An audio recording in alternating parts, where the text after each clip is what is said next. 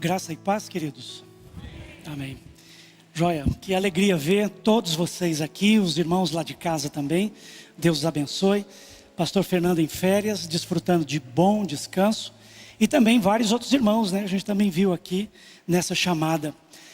Hoje de manhã eu tenho um desafio de falar com bastante carinho de um assunto que eu entendo muito bem. Um assunto que me afeta, que me toca profundamente. Um assunto que eu preciso voltar a ele todo santo dia. Um assunto que talvez você também precise voltar. Não é gostoso você estar fazendo alguma atividade, você está falando, e alguém apontar que você falou errado, que você fez errado, ou que o resultado não era o que todos esperavam. Então, quando isso bate no nosso coração, vem um constrangimento, vem uma revolta, vem um desejo de esganar o fulano, vem uma vontade doida de gritar, de xingar, de falar, quando na verdade nós deveríamos refletir. Jesus Cristo fez isso com Pedro. Jesus fez exatamente isso com Pedro. Disse nas entrelinhas: Pedro, como você fez, não era o jeito certo. E eu gostaria de ler junto com vocês um texto que fala exatamente sobre isso, mas nós não enxergamos isso no texto. João capítulo 21, vamos ler. Evangelho de João no seu capítulo 21. Versículo 15 em diante. Evangelho de João, capítulo 21, versículo 15 em diante. O texto vai nos falar assim: depois de terem comido, Jesus perguntou a Simão Pedro: Simão Pedro, filho de João, você me ama mais do que todos estes outros me amam? Ele respondeu: sim, Senhor, o Senhor sabe que eu o amo. E Jesus lhe disse: apacenta os meus cordeiros. Jesus perguntou pela segunda vez: Simão, filho de João, você me ama? Ele respondeu: sim, o Senhor sabe que eu o amo. Jesus lhe disse: pastoreia as minhas ovelhas. Pela terceira vez Jesus perguntou: Simão, filho de João, você me ama? Pedro ficou triste por Jesus ter perguntado pela terceira vez: você me ama? E respondeu: o Senhor sabe de todas as coisas, sabe que eu o amo. Jesus lhe disse: apacenta as minhas ovelhas. Em verdade, em verdade digo a você que quando era mais moço, você se cingia e andava aonde queria. Mas quando você for velho, estenderá as mãos e outro o cingirá e o levará para onde você não quer ir. Jesus disse isso para significar com que tipo de morte Pedro havia de glorificar a Jesus. Depois de falar assim, Jesus acrescentou: segue-me. Como nós gostamos de séries, todo mundo gosta de uma série, seja ela qual for, e assim vai, a gente dedica tempo. Eu preciso também transformar esse capítulo numa série, ou seja, preciso ler como tudo chegou a esse ponto, para fazer sentido, tá bom? Vamos ler em Lucas 22, Evangelho de Lucas, capítulo 22, versículos 31 a 34.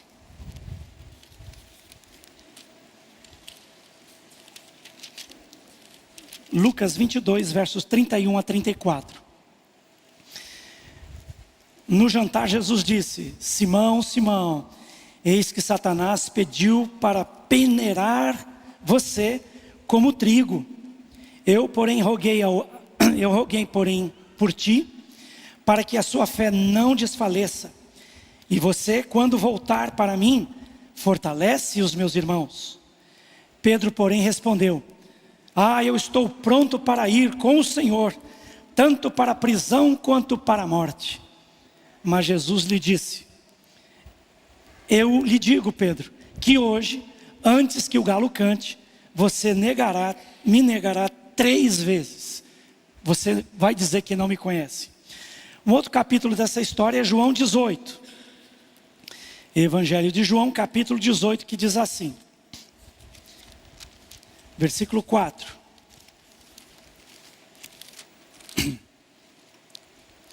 Então Jesus, sabendo tudo o que ia acontecer com ele, adiantou-se e perguntou-lhes: a quem vocês estão procurando?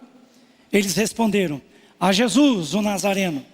Então Jesus lhes disse: sou eu. Ora, Judas, o traidor, também estava com eles. Quando Jesus disse: sou eu, recuaram e caíram por terra. Jesus de novo lhes perguntou: a quem vocês estão procurando? Responderam: a Jesus, o Nazareno. Então Jesus disse: já lhes falei que sou eu. Se é a mim que vocês estão procurando, deixem que estes vão-se embora. Ele disse isso para se cumprir a palavra que tinha dito anteriormente: não perdi nenhum dos que me deste. Então Pedro puxou da espada que trazia e feriu o servo do sumo sacerdote, cortando-lhe a orelha direita. E o nome do servo era Malco. Mas Jesus disse a Pedro: guarde a espada na bainha. Por acaso não beberei o cálice que o Pai me deu? E um outro capítulo é no próprio Lucas, capítulo 22, verso 54, que diz assim: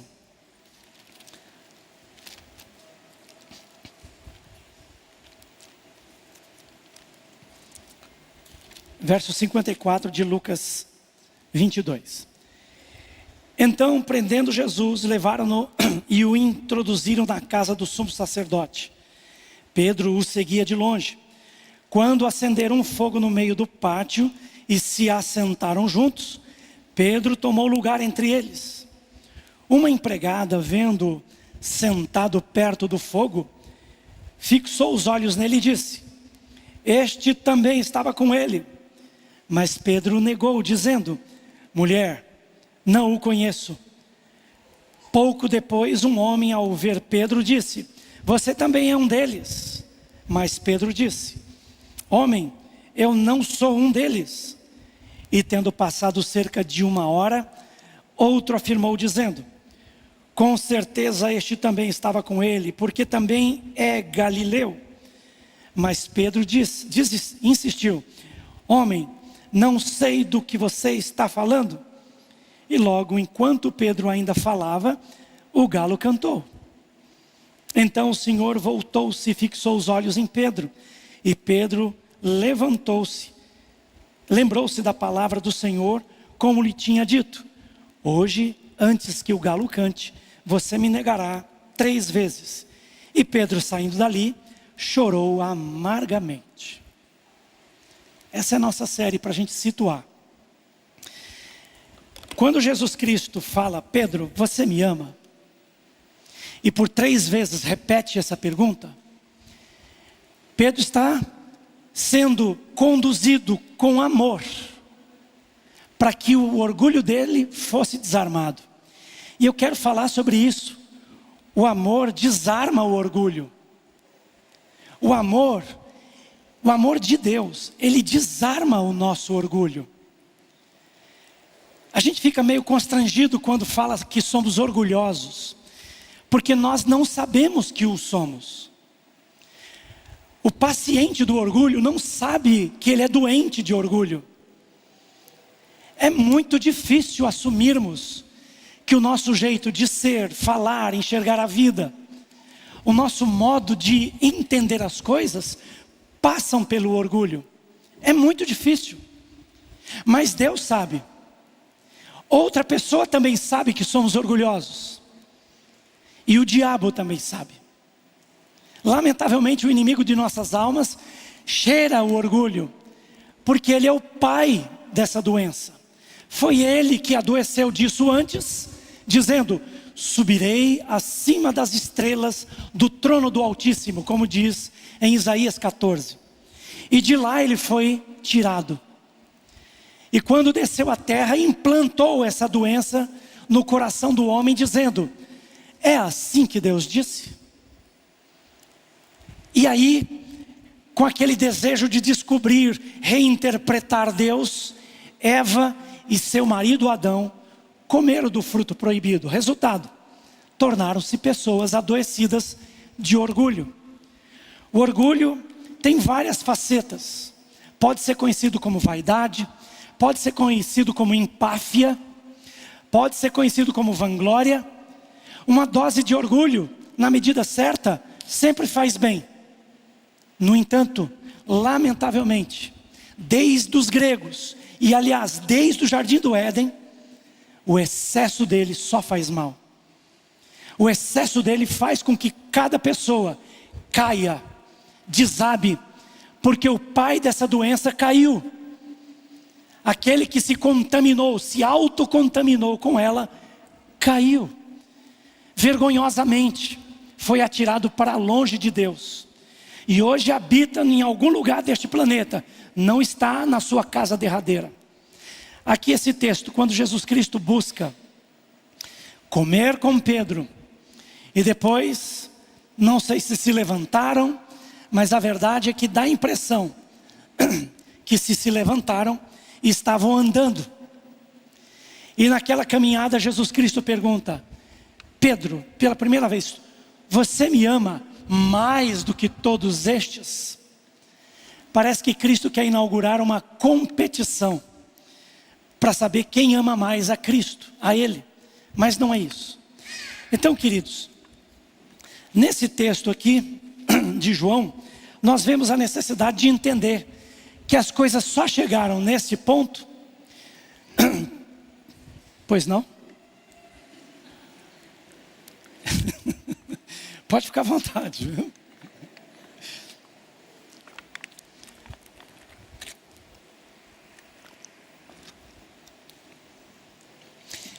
As coisas só chegaram nesse ponto porque Jesus Cristo tinha uma missão: estabelecer o reino de Deus. E o reino de Deus é espiritual. Ele não segue as regras deste mundo. Não é uma empresa. Não é uma empresa. Não é um empreendimento humano. Não segue regras de KPIs. Não segue regras de business plan. Não segue regras desse tipo. Mas segue um estilo único, o estilo de Jesus. Porque o estilo de Pedro não seria adequado para estabelecer o reino de Deus. Logo, Pedro, seguindo o estilo orgulhoso de fazer as coisas, seguindo lá os seus KPIs, não conseguiria estabelecer o reino de Deus. Não conseguiria espelhar Jesus e sequer espalhar a luz. Se ele não conseguia, nós também não conseguimos. Então, a moda de Pedro não dava certo, mas a moda de Cristo tudo daria certo. O reino de Deus, as coisas de Deus, só podem ser feitas à moda de Jesus. A moda de Jesus é o que agrada ao Senhor, agrada ao Pai. Mas a moda de Pedro não, é censurável, porque Pedro está caído. Então, queridos, quais são os traços de orgulho que Jesus Cristo estava tratando aqui, quando pergunta 3 vezes: tu me amas? E por 3 vezes diz: apacenta as minhas ovelhas. Primeiro traço é essa questão da autossuficiência. Está naquele capítulo que nós lemos, Jesus Cristo avisando lá em Lucas 22, 34 a 31. Pedro, Pedro, Satanás pediu a tua vida para peneirar, para jogar para o alto, para bagunçar, para fazer como se faz com o trigo. Tirar a casca do trigo e peneirar, jogar para o alto, assoprar se não tem vento. Ou se há o vento sopra a casca e deixa recolher o trigo. Satanás te pediu para bagunçar a tua vida, para te humilhar, para te deixar na lona. Mas eu roguei ao Pai. E eu sempre me perguntei, por que isso? Por que Satanás pediu a Jesus permissão para bagunçar a vida de Pedro? Porque Pedro, desde tempos, já demonstrava uma doença que ele não enxergava: orgulho, a autossuficiência. Essa questão de Pedro disputar, quem sabe, a liderança de quem era o maior. Estava ali o maior, lavando os pés de todos os homens inferiores, os seus amigos. Mas havia uma disputa, quem era o maior. É isso que a gente acaba se envolvendo. Quem é maior, quem sabe mais.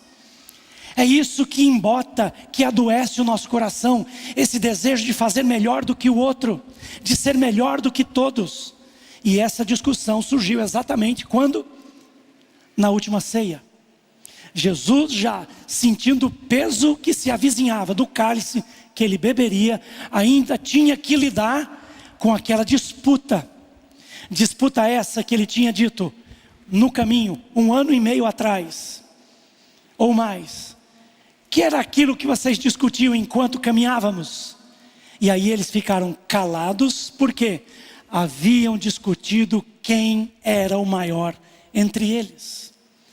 A mesma dificuldade que a mãe de Pedro, a mãe dos irmãos, chegou para Jesus e disse: mestre, concede que na tua glória, na tua vinda, meu filhão aqui ocupe o lado direito e outro filho meu ocupe o lado esquerdo.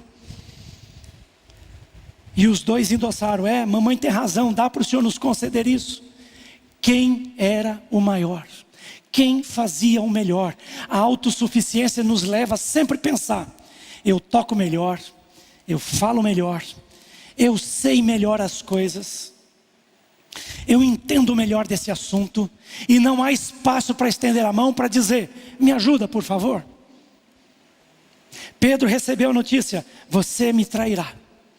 Ao invés de Pedro entender que aquelas horas eram horas de trevas, horas negras, e se reservar para a oração, para se recolher em oração, para se recolher em pensamentos, não. Ele diz no jantar: não, ainda que todo mundo aqui te abandone, eu vou contigo, nem que seja para a morte. É assim que o orgulhoso trata. Eu não. Ele não gosta de ficar para trás. A autossuficiência leva qualquer ser humano a isso. Eu não fico para trás. A autossuficiência faz com que a gente não perdoe ninguém, a gente não estenda a mão para conceder graça, e nem estenda a mão para pedir graça. Porque a autossuficiência que o orgulho produz é aquilo que Pedro sofreu, dessa doença, que talvez cada um de nós sofremos em estágios diferentes, mas sofremos. Somos autossuficientes. Ninguém pensa melhor do que eu, ninguém escreve melhor do que eu, ninguém tange a IA melhor do que eu, ninguém sabe mais fazer um bolo do que eu na família, ninguém tem carro melhor do que eu, ninguém tem sítio melhor do que eu, ninguém viaja para os melhores lugares do que eu. Somos sempre autossuficientes, porque no horizonte, na linha horizontal, eu não me abaixo para ninguém. Somos assim, ou você conhece alguém assim? Geralmente você conhece mais pessoas assim do que se reconhece assim. Olhamos no horizonte e não vemos ninguém no patamar em que estamos, mas nós vemos todos no patamar inferior em que eles estão. Porque, tal qual Pedro, nós desconhecemos que Deus já é posicionado contra a soberba, contra o orgulho. Olha só esse texto. Deus já é posicionado. Paulo diz, 1 Coríntios 10, 12. Veja, aquele que pensa estar de pé, veja que não caia. Quem é doente de orgulho não sabe que está doente, não reconhece. É mais fácil identificar a doença no outro do que em si mesmo. Paulo deixa isso bem claro em 1 Coríntios 10, 12. Veja, aquele que pensa estar de pé, veja que não caia. Outro texto que eu gostaria de ler, Mateus capítulo 26, verso 40 e 41, diz: e voltando-se para os discípulos, achou-os dormindo na cena lá do jardim do Getsemane, e disse a Pedro, então nenhuma hora vocês puderam vigiar comigo? Vigiem e orem, para que não caiam em tentação. O espírito na verdade está pronto, mas a carne é fraca. Quem é doente de orgulho não sente a necessidade de se constranger, de se arrepender, de vigiar, de se recolher. Não sente essa necessidade. Não aprende com erros. Não sai em retiro pessoal para entender por que tudo deu errado. Não sai. Não se penitencia. Acha que, não, deu errado, vamos para frente, bola para frente. Não, o erro é para ensinar o porquê deu errado. Outro versículo importante, Pedro 5,8, 1 Pedro 5,8, que vai dizer o seguinte, 1 Pedro 5,8, sejam sóbrios e vigilantes. O inimigo de vocês, o diabo, anda em derredor como leão, que ruge procurando alguém que possa devorar. O orgulhoso não sabe que tem um inimigo que já farejou instintivamente onde está o orgulho. O orgulho cheira mal. O orgulho é uma ferida de alma que cheira mal e atrai o inimigo, que vai pedir para peneirar a gente. Irmãos, Deus é posicionado, e é isso que eu gostaria de mostrar para vocês. Aliás, eu vou mostrar isso já. Provérbios 11:2, que diz algo interessante. Provérbios 11:2. Estou cheio de anotação aqui, acho que tem que ler tudo, mas não. Perdão. Provérbios 11:2 vai dizer o seguinte: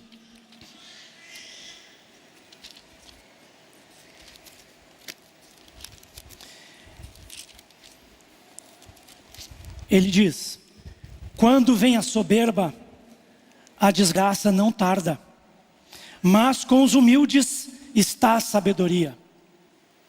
Quando vem o orgulho, a soberba, a empáfia, o nariz altivo, podes crer, se permanecer nisso, logo vem a desgraça, a ruína, a queda. E o que aconteceu com Pedro? Não, eu vou contigo nem que seja para a morte.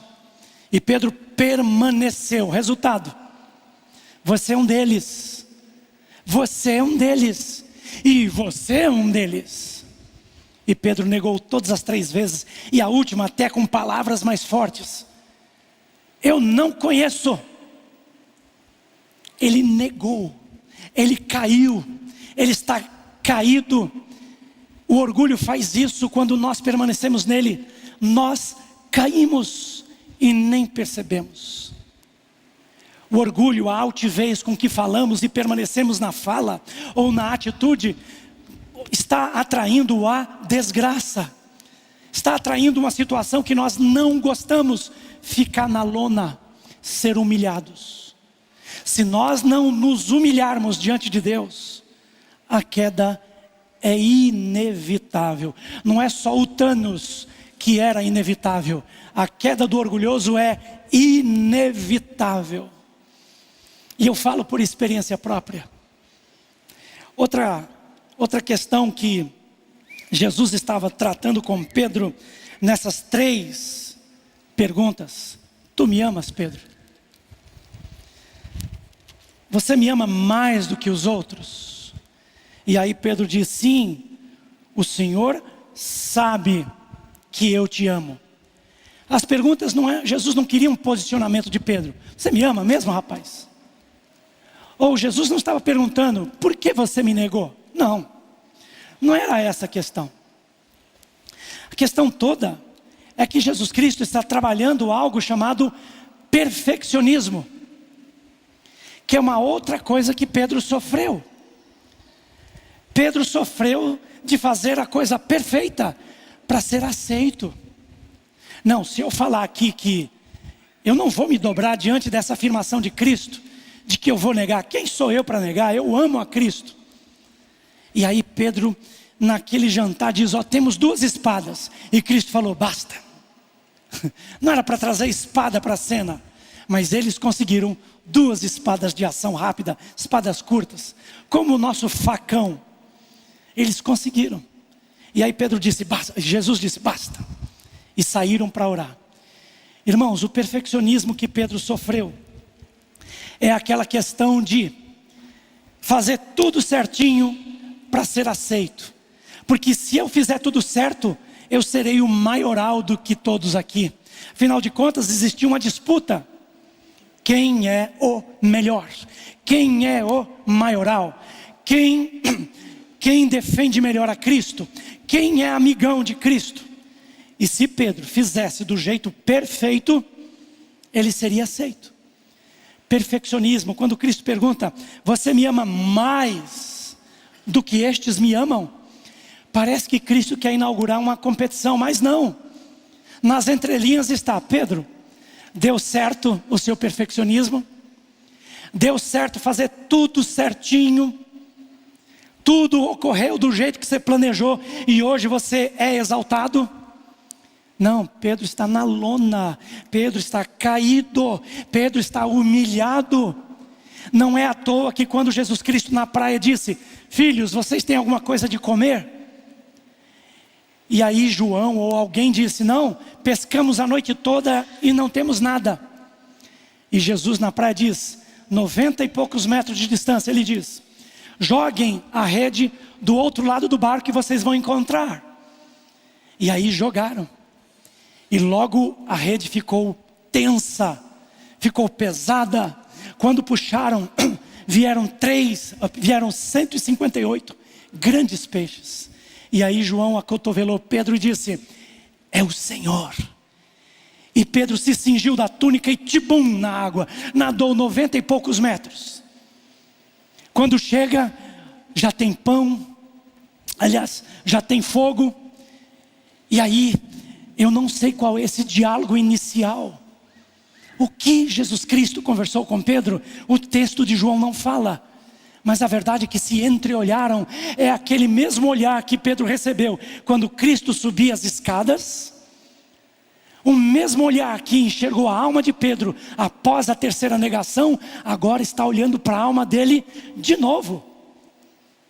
Amados, lá vem o barco e Jesus Cristo tem peixe agora. Pedro arrasta do barco aqueles 158 grandes peixes, pega um e dá ao mestre. Queridos, Pedro é um sujeito perfeccionista. Ele quer fazer tudo tão certinho para ser aceito. E essa é uma das facetas do orgulho. Querer fazer tudo tão justo, tão certo, não tem espaço para o inédito.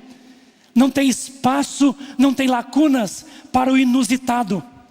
Às vezes é tudo tão certo, tão medido, tão correto, que Deus não acha espaço nas coisas.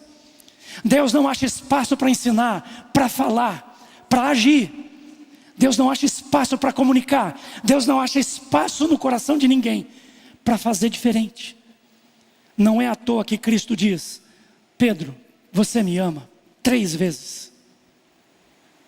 Você não me deu espaço. E eu não estou te perguntando de fato se você me ama, porque sei que me ama. Estou te perguntando se deu certo, se o teu jeito dá certo, porque eu não tive espaço. Você não me ouviu. E aqui tem alguns textos interessantes.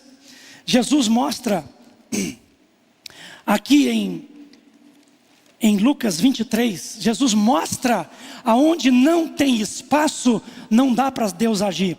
Lucas 23, versos 23 e 24, diz assim, Mateus 23, versos 23 e 24. Ai de vocês, escribas e fariseus, hipócritas, porque vocês dão o dízimo da hortelã, do endro, do cominho, e desprezam os preceitos mais importantes da lei. Desprezam a justiça, a misericórdia e a fé. Vocês desprezam. coisas, mas vocês deveriam fazer estas coisas. Dar o dízimo da hortelã, do endro, do cominho, das coisas minúsculas. É para dar o dízimo. Mas sem deixar de fazer estas outras coisas. Guias de cegos, vocês coam um mosquito e deixam passar o camelo. É assim que o perfeccionista age.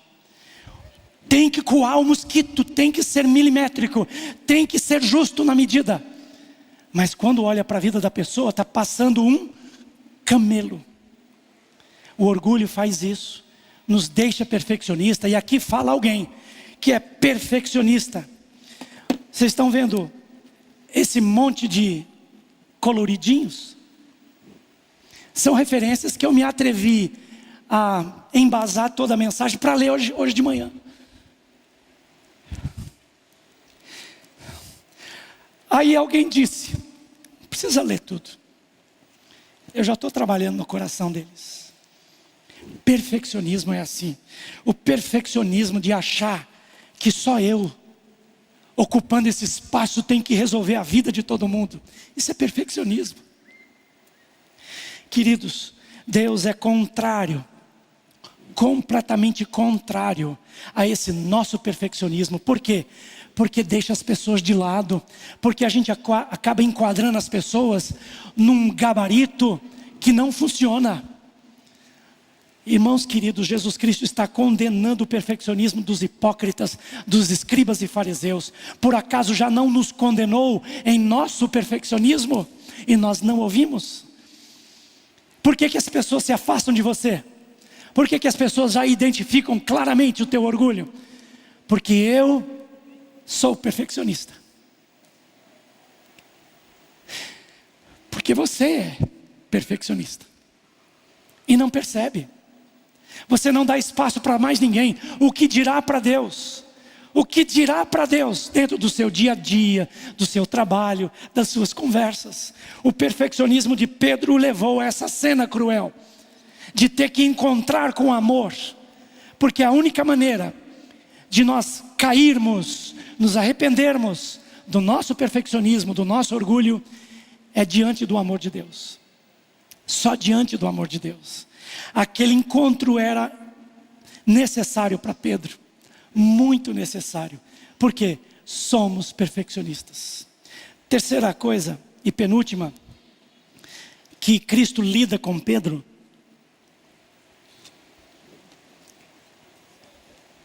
é uma confiança no impostor. Pedro confiava no impostor, uma pessoa que Deus não conhece, um impostor, uma pessoa que nem eu conheço. É como se diz no marketing, é uma persona. É uma persona que Pedro encarnou, de ser valente, de ser um cavaleiro nobre para defender Cristo. Ali na cena do jardim, quando Pedro vem, ouvindo aqueles homens procurando Jesus, Pedro já coça a espada, o facão. Pedro já coça, Pedro já começa a sentir que vai ter que tirar. Pedro já sente que a espada está na mão, o cabo daquela espada está na mão. E quando Jesus insiste, quem vocês estão procurando? Se sou eu, deixa esses outros ir embora. E aí eles dizem, nós procuramos Jesus de Nazaré. E aqueles homens vieram para cima e Pedro saca daquela espada e quer matar o soldado, quer matar aquele servo do sumo sacerdote. E atinge a orelha, ele queria dar na clavícula, ele queria destruir o rapaz. E graças ao agir de Deus, aquilo só pegou na orelha. E aí Jesus Cristo diz, ordena, guarda essa espada na bainha, por acaso você é um meu defensor, eu não vou experimentar aquilo que meu pai reservou para mim? Por acaso eu não vou beber do cálice?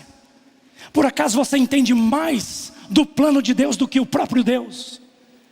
Aquele cavalheiro, aquele escudeiro, aquele mosqueteiro chamado Pedro, acreditava naquela persona, acreditava naquela máscara. E o orgulho faz isso com a gente. Uma máscara, somos às vezes mascarados respondemos à palavra, à pergunta, tudo bem? Com o outro, sim, tudo bem. Quando na verdade está tudo caído, tudo vai mal. Não temos ousadia de falar, olha, mais ou menos, estender a mão e pedir orientação. Não temos ousadia. Não procuramos pessoas que de fato e de verdade possam ajudar. Mas nós queremos resolver porque há uma persona em nós, que se eu me fragilizar, se eu desbancar essa persona, as pessoas vão perceber que eu sou frágil, de carne e de osso. Quando Jesus pergunta, Pedro, tu me amas? Ele estava combatendo atentamente aquela persona. Pedro, deu certo do seu jeito? Na terceira vez, Pedro é desbancado. Por quê? Porque o amor desmascara, desbanca o orgulho. Quando o amor encontra espaço no nosso coração, nós vamos reconhecer que Deus tem a palavra correta e nós não. E aí é que a persona precisa ser desbancada. A máscara, essa imagem de pessoa boa, essa imagem de mulher decente, ultra decente, essa imagem de homem bom em qualquer ambiente. Mal sabemos nós e vocês que eu preciso de ajuda. Não é ajuda financeira, que toda vez que a gente vai falar, eu preciso da tua ajuda, alguém logo pensa, ai meu Deus, lá vem pedido de dinheiro. Esse é o nosso orgulho falando. Nós precisamos de ajuda, nós precisamos uns dos outros, e não é à toa que Jesus Cristo diz, apacenta as minhas ovelhas, e depois ele diz, segue-me, ou seja, é do meu jeito, Pedro, eu sou manso e humilde de coração, renda-se a mim, você vai encontrar, sabe o que? Paz, descanso para a sua alma. Essa persona que não te deixa feliz, essa persona que não te deixa dormir direito, há sempre um desejo de acordar mais cedo, para fazer mais cedo tudo que deve ser feito. Há sempre um desejo de cumprir as coisas rigorosamente. Essa é uma persona. Esse é um impostor que mora dentro de nós. Como é que nós vamos espelhar Jesus e espalhar a luz se nós vivemos à base de um impostor? O impostor que é trabalhador, o impostor que sabe de tudo, a impostora que não fica atrás, a melhor avó, o melhor avô, o melhor pai, a melhor mãe, o melhor tudo. São personas. E a pergunta é, você ama o Senhor Jesus? Ele não duvida que você ama. A canção mexe conosco, que fala, nós te amamos. Jesus, nós te amamos. Declarar amor genuíno que flui do nosso coração é emocionante. Mas espera aí, não posso ver. Não posso ser visto chorando na frente de ninguém. Não, eu não choro. Homem não chora. E vocês já perceberam que eu não choro. Nem trago lenço, não sei nem porque está no meu bolso. A verdade, irmãos, Jesus Cristo está perguntando, tu me amas? Para levar a Pedro uma consciência, do seu jeito não vai dar, Pedro. Essa persona não é boa, ela não contribui. Apacentar as minhas ovelhas tem que ser do meu jeito. Há a minha moda, não há a moda de Pedro, não há a moda do cavaleiro azul, de escudo reluzente. Não há a moda deste bravo guerreiro, desta mulher linda e maravilhosa. Não, é a moda de Deus. Quer ser usado por Deus para espelhar Jesus e espalhar a luz? Deixe o amor de Jesus desbancar o orgulho do teu coração e do meu coração.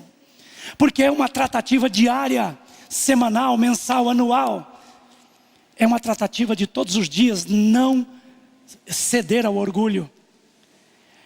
Quem já adoeceu disso, ou quem nasceu doente disso, jamais será curado, apenas na glória. Mas eu preciso me tratar, tendo este encontro com Cristo, me arrependendo, porque aqui Pedro, no verso 17, Pedro ficou triste. E Paulo diz uma coisa interessante sobre tristeza segundo Deus. Paulo diz lá em 2 Coríntios capítulo 7, ele fala algo maravilhoso sobre tristeza que vem de Deus. Ele diz assim, 2 Coríntios capítulo 7, tristeza que vem de Deus. Mas eu me alegro, verso 9, 2 Coríntios 7, 9. Mas agora me alegro, não porque vocês ficaram tristes, mas porque essa tristeza os levou ao arrependimento. Pois vocês foram entristecidos segundo Deus, para que, da nossa parte, não sofresse nenhum dano. Porque a tristeza segundo Deus produz arrependimento para a salvação, que a ninguém traz pesar.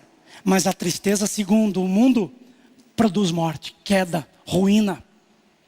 Vejam quanto cuidado produziu em vocês o fato de serem entristecidos segundo Deus. Veja como foi bom o arrependimento, a tristeza segundo Deus, sentir-se constrangido, sentir-se envergonhado, encabulado. Como foi bom sentir-se intimidado por alguém superior a você. E Deus, o maioral. E aí ele exalta, que defesa da fé, que indignação, que temor vocês desenvolveram, que saudade de vocês, que zelo, que desejo de punir o culpado. Em tudo vocês se mostraram inocentes nesse assunto. Por quê? Porque vocês se arrependeram, se entristeceram segundo a tristeza de Deus. Tristeza do mundo, de ser pego com a mão da botija, é aquilo que Pedro sofreu. Pedro sofreu a ruína, porque ele foi pego com a mão da botija. Você é um deles. E Pedro disse, eu não conheço, sai de mim, me erra, eu não conheço. Essa tristeza de sair e chorar profundamente é a ruína da tristeza do mundo, de ser pego com a mão da botija, das coisas virem à tona e todo mundo conhecer. Por quê? Porque quando eu, na minha persona, começo a querer esconder as coisas, a ruína, a desgraça está se avizinhando.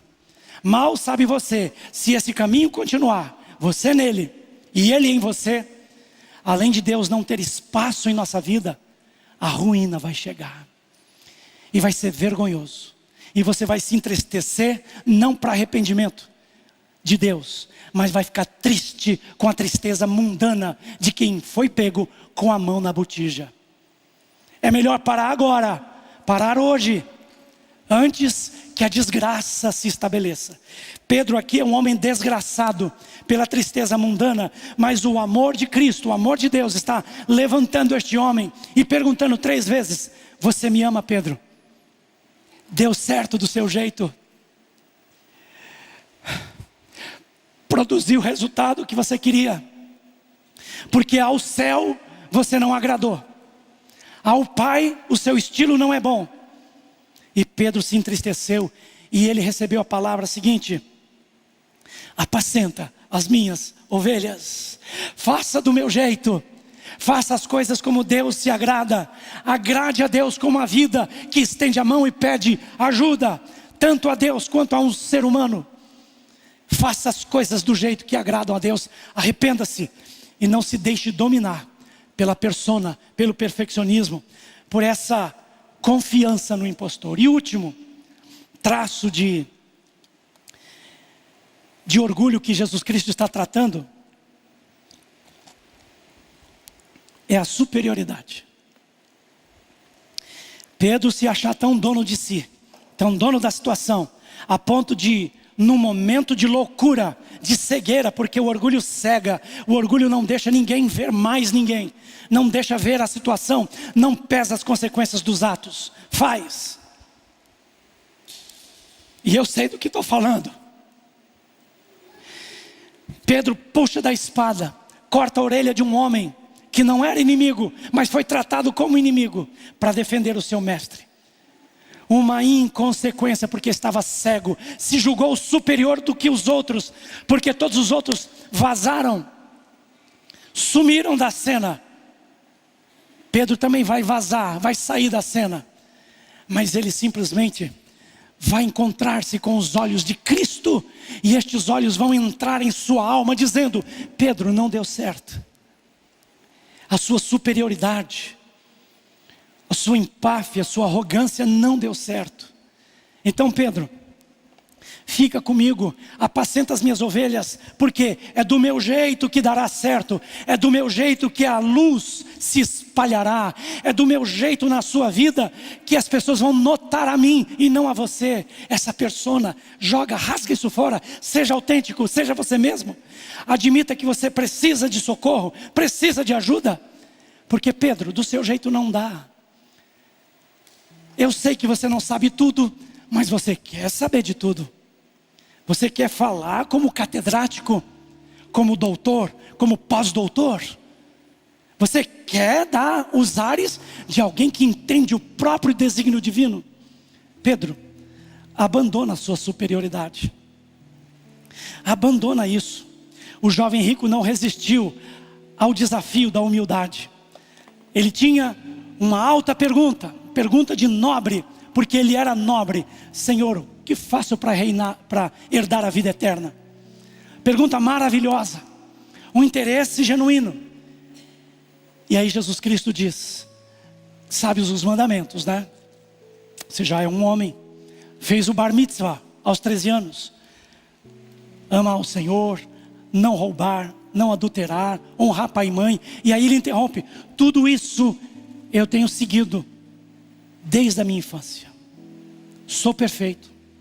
E aí Jesus, como dizem Marcos, amou aquele pobre coração e disse algo que às vezes a gente não nota. Ele disse, uma coisa te falta. Do seu jeito não dá certo. Do seu jeito não vai dar certo. Vai, faz o inventário de tudo que você tem, quanto você tem, oferece para as pessoas comprarem tudo. O dinheiro angariado vai na praça e distribui para as pessoas que precisam. E aí você terá um tesouro no céu. Porque do seu jeito você não tem tesouro nenhum no céu. Você não é reconhecido, você não tem entrada no céu, você não tem vida eterna. Do seu jeito orgulhoso, não tem vida eterna para você. O que tem é desgraça. Depois de você fazer isso, cumprir isso não como um desafio, com essa tua persona orgulhosa, mas com humildade, vem aqui para trás e segue-me, para aprender qual o jeito certo de vida, qual o jeito certo de fazer as coisas, qual o jeito certo de me espelhar, qual o jeito certo de espalhar a luz. Só do meu jeito funciona, moço. É só do meu jeito que funciona, diria Jesus nas entrelinhas para aquele moço. Aquele moço escutou tudo aquilo, considerou, olhou para si, olhou para a sua vida, e o que é que ele fez? Foi embora, triste, porque ele já estava preenchido. Ele tinha muita coisa estava em jogo, e ele não queria abrir mão de nada. E aí Jesus completa dizendo, como é difícil um rico entrar no reino dos céus. Ah, mas quem adquiriu riqueza não consegue o reino dos céus? Consegue, mas o que Jesus Cristo está dizendo é, aonde Deus não cabe no coração, não é o reino de Deus o destino dessa pessoa. Aonde Deus não tem vez na vida, aonde o orgulho já tomou conta, aonde ele já está enriquecido por tudo que sabe, por tudo que ele é, Deus não acha espaço.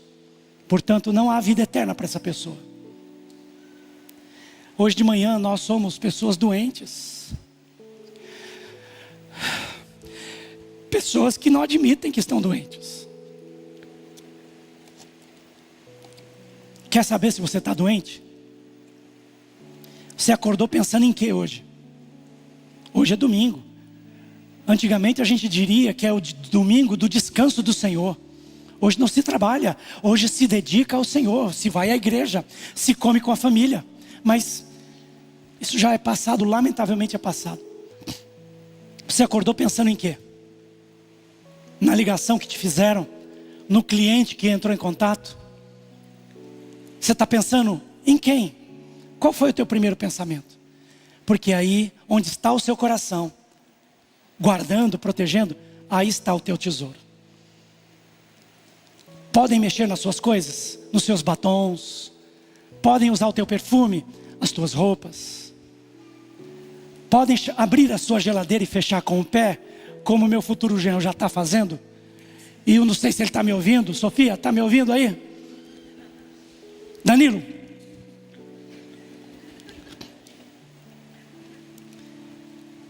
podem usar o teu carro. Você cede dinheiro facilmente? Você dá dinheiro? Ou você empresta a juros altos? Quer saber se você é orgulhoso? Olha o estado que você está. Tão de pé, andando ereto, mas sentindo que Deus te resiste. Porque o versículo que eu queria terminar hoje é Isaías 57:15.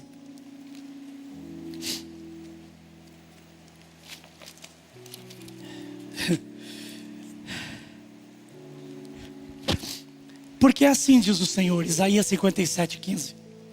Assim diz o Senhor, o alto e sublime, o maioral, o excelso, o todo-poderoso, aquele que foge de qualquer definição derradeira. Ele diz, ele habita a eternidade e o seu nome é santo. Ele diz, eu habito o alto e sublime trono, o alto e sublime lugar, mas também habito com o contrito, o abatido de espírito, para o vivificar, para vivificar o espírito dos abatidos e levantar o coração dos contritos. Sabe essa ruína que você está enfrentando, essa resistência divina? Porque diz um texto, Deus resiste ao soberbo, mas dá graça aos humildes. Deus já é posicionado desde a eternidade. Eu não gosto da soberba, eu não gosto do seu perfeccionismo, eu não gosto da sua persona. Eu amo a você, do jeito que você é. Falho, fraca e carente de ajuda. Eu te amo desse jeito. Aqui diz que Deus, Ele levanta o espírito abatido. Sabe essa ruína que você tem enfrentado? Essa oração que não se responde, esse milagre que não vem, esse céu de bronze que acontece na sua vida? É bem possível que seja a resistência de Deus a você. Porque Ele não conhece essa persona. Ele não conhece essa máscara, essa pessoa que você está investida. Ele conhece quem está lá atrás. Uma pessoa abatida, frustrada, uma pessoa que não consegue o que deseja. Para terminarmos, tu me amas? Você me ama mais do que todo mundo? Está dando certo do seu jeito? É assim que você pensa que o reino de Deus é? É assim que você está reinterpretando Deus? Você acredita que com a sua palavra tudo se define? Tudo se sustenta na sua casa? Aqui na igreja? Ou no ministério que você tem? Você acredita que isso vai te levar longe? Você acredita que está espelhando Jesus e espalhando a luz? Ou na verdade nada disso tem acontecido? Pedro ficou triste. Você está triste? Você está triste diante dessa abordagem amorosa de Cristo, dizendo, eu sei que você me ama, mas do seu jeito não está legal. Eu tenho te resistido e você nem tem visto. Você quer uma igreja perfeita, você quer irmãos perfeitos, você quer tudo perfeitinho. Mas as coisas não são desse jeito, são do meu jeito. Se existirem só pessoas perfeitas na igreja, aonde eu vou caber? Que obra eu vou fazer? Que transformações vão acontecer? Se tudo acontecer cadenciadamente, que espaço eu vou ter para agir? Aonde eu vou derramar o meu espírito? Como as pessoas vão me notar? Lá no apartamento onde você tem vizinhos? Se você é quem é lá dentro de casa, mas exige tanto da sua esposa, tanto do seu filho e não ajuda eles, como é que eu vou agir na vida de seu filho, na vida de sua esposa, na vida de seu marido, se você só faz tudo perfeito? se você não é pego orando, se você não é pega em oração, se ninguém te vê lendo Bíblia, se ninguém te vê dentro de casa, chorando e se arrependendo, e depois dizendo, bem, Deus falou comigo. Se nos negócios você não espelha Cristo, tudo você sabe, nada pode ficar para depois, tudo tem que ser agora, você domina tudo. Se nas reuniões você também nada pode ficar para oração, tem que ser resolvido agora, não está dando certo.